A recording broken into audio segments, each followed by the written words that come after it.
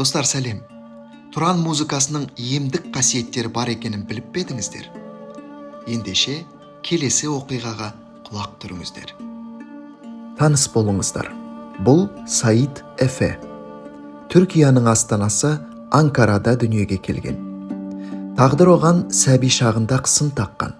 Көру қабілетімен байланысты күрделі дертпен өмір есігін ашты. Кішкентай жанның жанарына бірнеше мәрте күрделі ота жасалды. Жылап оянған түндер, жан қинаған күндер, ана жүрегі бұл ауыртпалыққа қалай шыдасын? Саид ауырсынған сайын анасы әлдилеудің басқа жолын іздейді. Музыка қосады. Түрлі әуендер, әндер, бірақ сәби тек бір сәтте ғана тынышталып, жанын жай табады. Ол Туран тобының музыкасын естіген шақ. Сол күннен бастап Саидтің үйінде Туранның қоңыр үні үзілген емес, тіптен жалықпай тыңдайтын. Бала жүрек бұл әуендерден тек тыныштық емес, рухани дем, шабыт алды. Ержеткен сайын сол әуенмен бірге өсті. Туранның әр жолын жаттап алды. 11 жасында кәсіби музыкамен айналысуға бел буды. 2022 жылы түсінде домбыра тартып отырғанын көреді. Бұл түс жай ғана көрініс емес, жүрекке түскен аяңдай болды. Бірден Қазақстаннан домбыра алдыртып, сүйікті Туран шығармасын 3 күнде үйреніп шығады. Домбыраны ұстаған сайын туған топырақты аңсағандай, қазақтың үнін естігендей күй кешеді.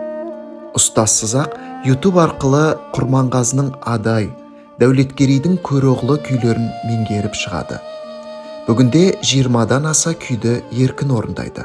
Қазір ол қазақтың басқа да аспаптарын меңгеріп жүр.